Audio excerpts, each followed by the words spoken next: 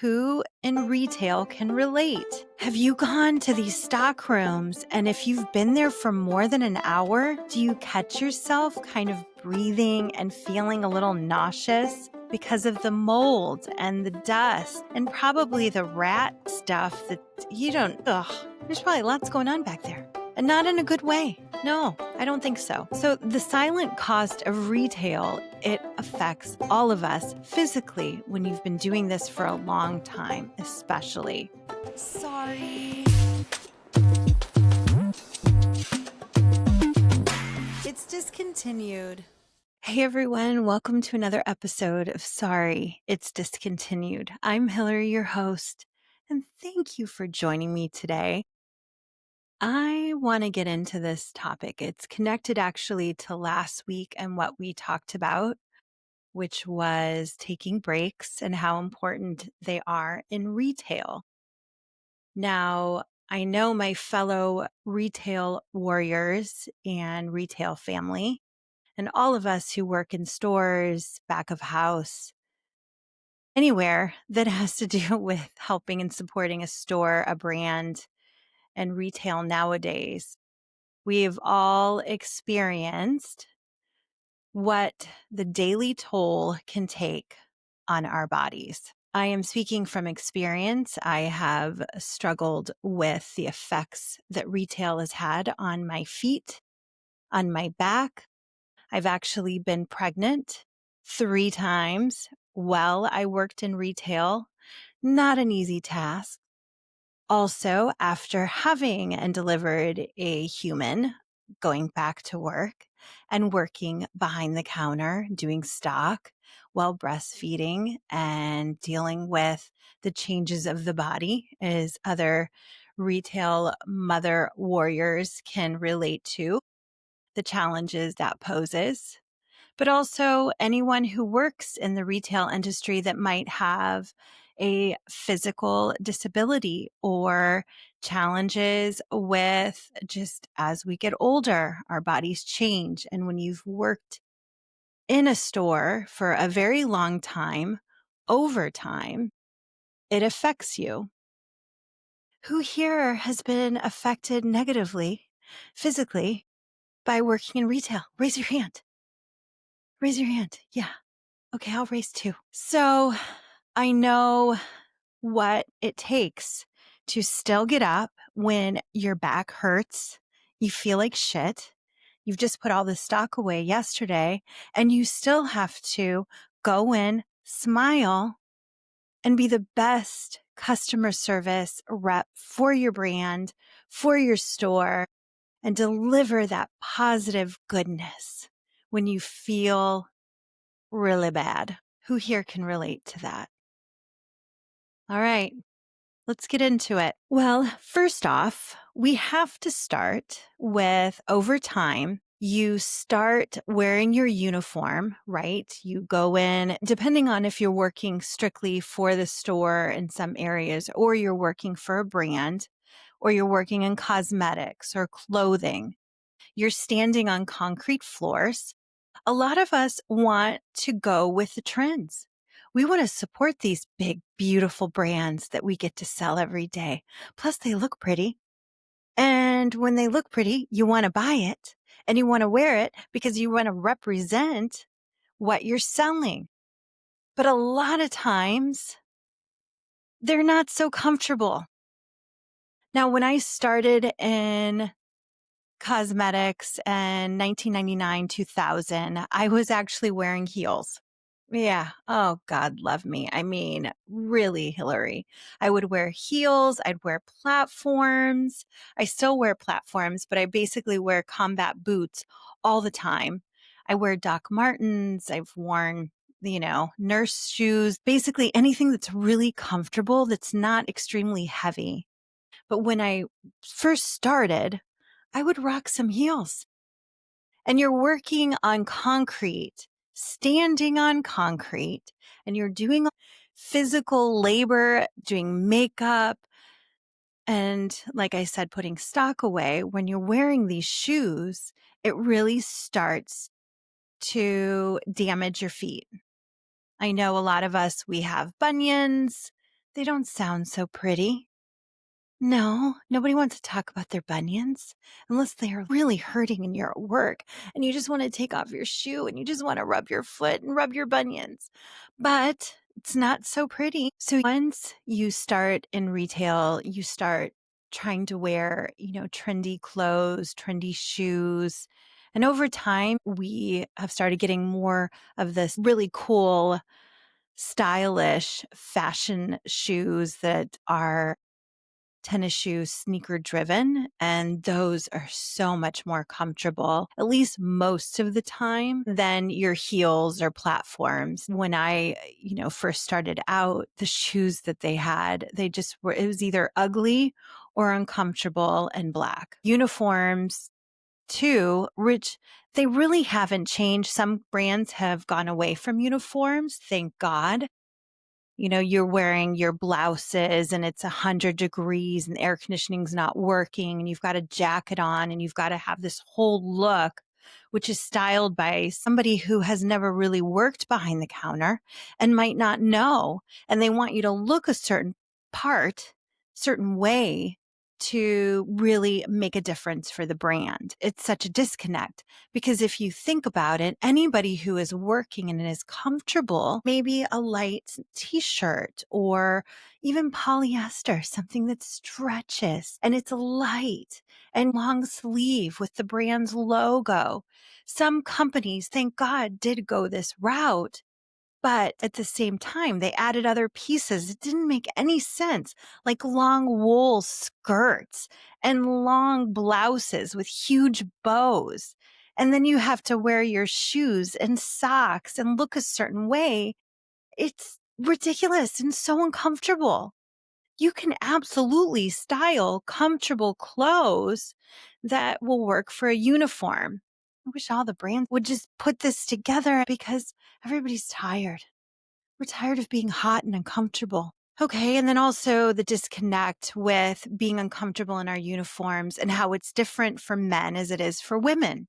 A lot of times brands will want women to wear certain types of shoes still. And then other companies will expect men to dress up very masculine. Depending on how they're presenting themselves or who they are as an individual, then there should be flexibility. So the person can identify in their uniform as themselves, still support the brand, and be comfortable because then everybody wins. You're excited about what you show your clients. You're excited to come into work. Well, excited might be an understatement, but you're not hating it because you're comfortable in your clothes. So that's one thing, working in a uniform, uncomfortable shoes, on concrete, in hot weather. No, thank you. Another challenge that we have is the constant motion. So when someone is struggling with a physical challenge in their body or some sort of injury, their feet hurt, swelling, all kinds of issues that can come up. Let's just name them. Okay, foot pain, swelling, varicose veins. Those are sexy. Spider veins because you're standing all the time. Or you could just wear those really ridiculous, ugly, tight hose that restrict the swelling of the veins. But then it's so hot. Did I say it was hot? I live in Texas, so you guys can hear that it's really hot here. Okay, and then also plantar fasciitis. That's a good one because we're wearing uncomfortable shoes on concrete. Our little toes don't have the range of motion like a lot of the foot doctors talk about. It was on Diary of the CEO. He had this really cool doctor. She was talking about how your toes, basically you need to have room for your feet and toes to kind of expand, which makes sense because we weren't born to wear shoes. So when you're wearing these shoes over and over, it affects your toes and it hurts It just hurts. Okay, so what about folding clothes, bending over, alterations, engineering, maintenance, all of the people that are dealing with back of the house merchandising, cosmetics and fragrances? We're spraying testers. We're constantly cleaning with things that are industrial strength. We're climbing ladders. Of course, stockroom, you have those really unsafe kind of ladder situation. You're bending over to clean counters. You're bending over doing makeup. Oh, and then let's throw in for fun, we're not allowed to sit. You're not allowed to sit on the floor. Makes sense. It's not luxury if you see anybody sitting. It's casual. Kind of imagine somebody just sitting there and they're lazy and they're chewing gum. Most stores have a no sitting policy. So there is a no sitting policy. I get it. You want to present a luxury environment. People are not very approachable when they're sitting. They look like they're off the clock. Then there should be more sitting areas. What is that connected to? Better break rooms. Yes, comfortable sitting environments with great break rooms so people can sit, so they can rest. I know it can look unprofessional when we sit, but I think there should be a little bit of a relaxed policy depending on the time of the day. If the store isn't that busy, if people could just rest for a minute.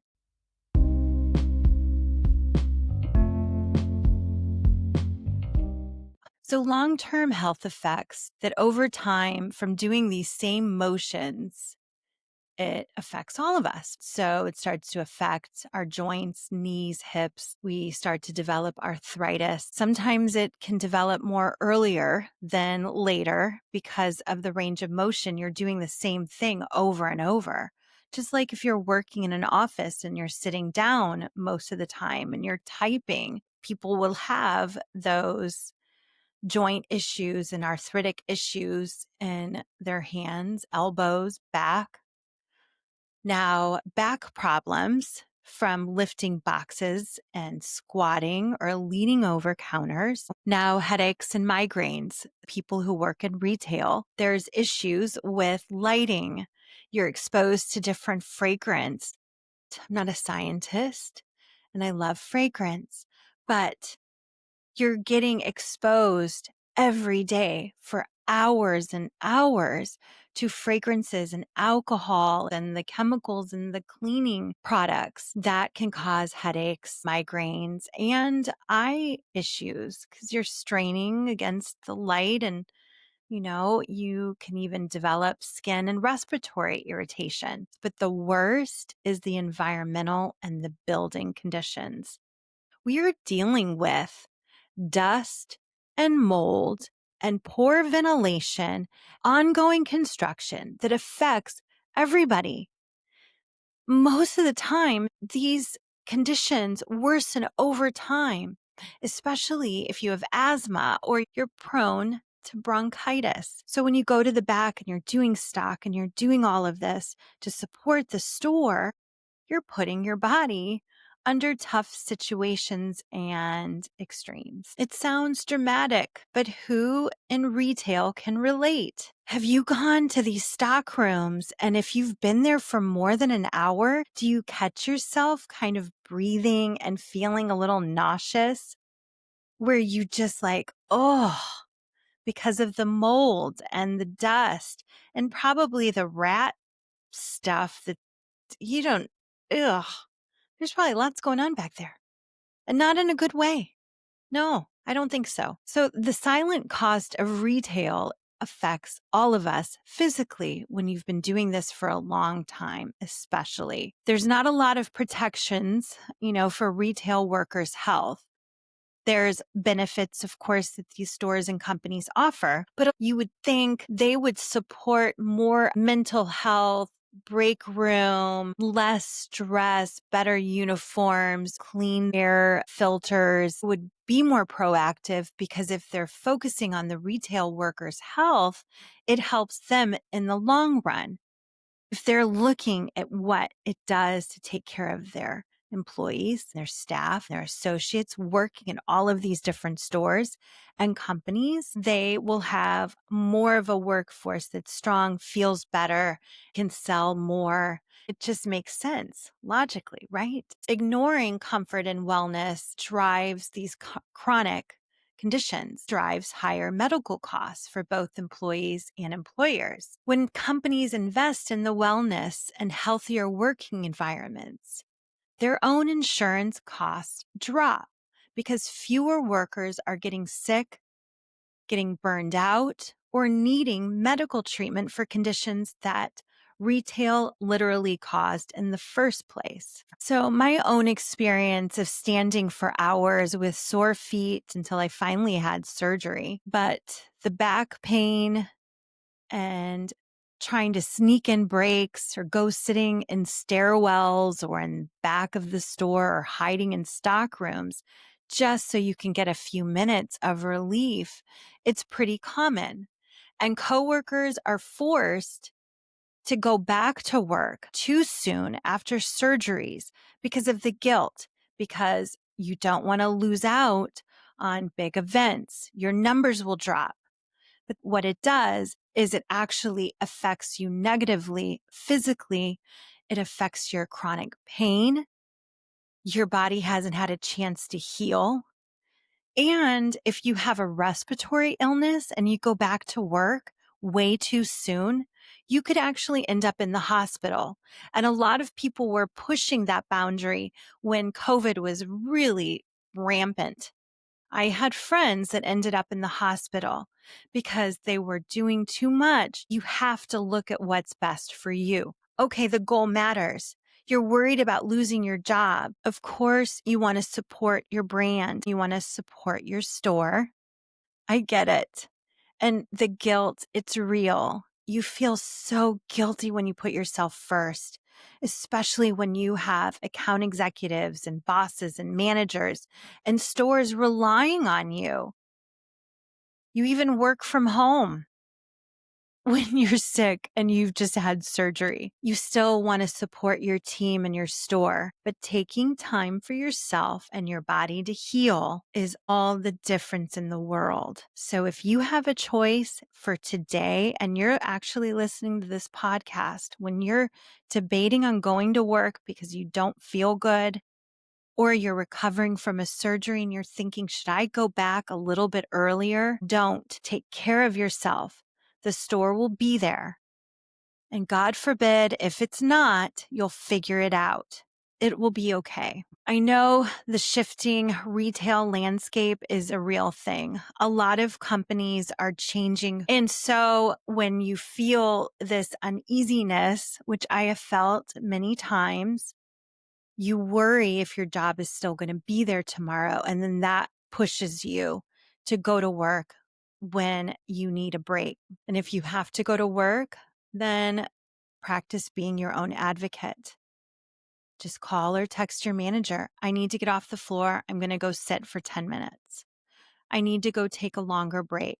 I need someone in management to go and clean out the ventilation system and mold and pests that are in the stockroom that I really don't want to deal with today. So who has a hazmat suit? No, that probably won't happen. But hey, a girl can dream. You guys can dream. You never know. You can always ask, right?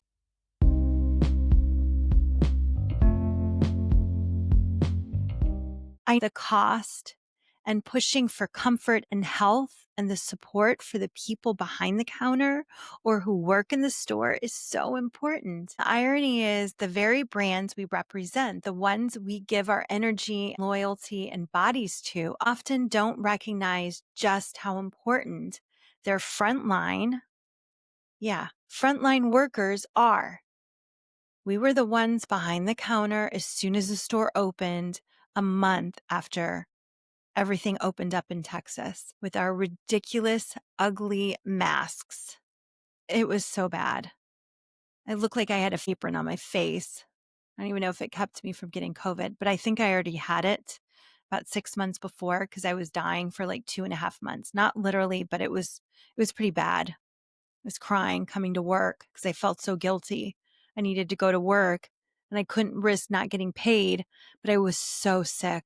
I guess the closing note would be more for my retail warriors. Since the stores and the brands are probably going to focus on what's best for them right now, then make sure that you are your own advocate. Take breaks when you need it.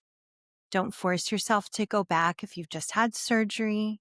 Take your time. I know retail work is powerful. It really does shape lives. It creates memories for us, for our work family, for our customers, which is what drives the business and keeps our jobs in the first place.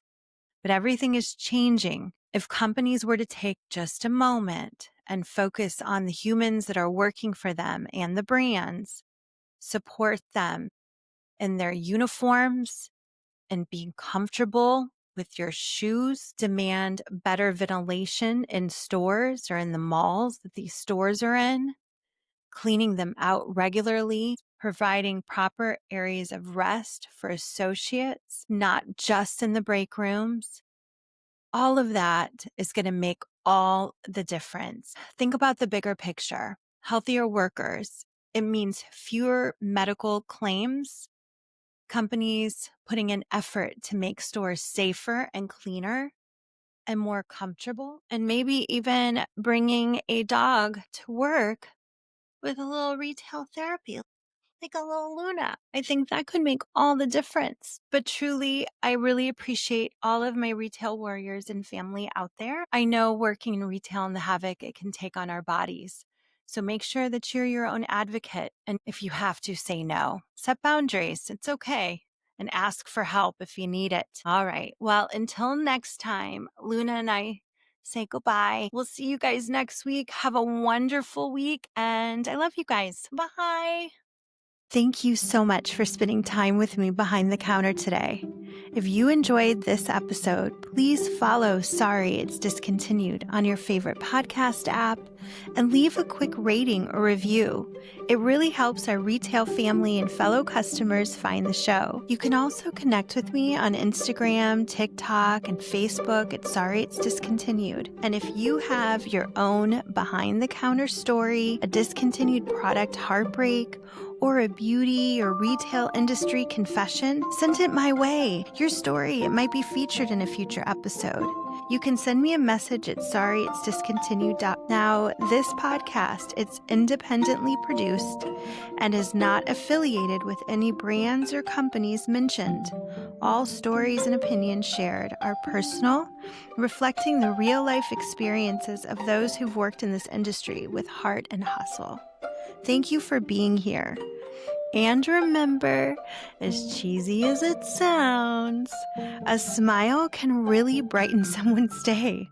Honestly, whether you're behind the counter or shopping in front of it. Okay, see you next time. Bye. Sorry. It's discontinued.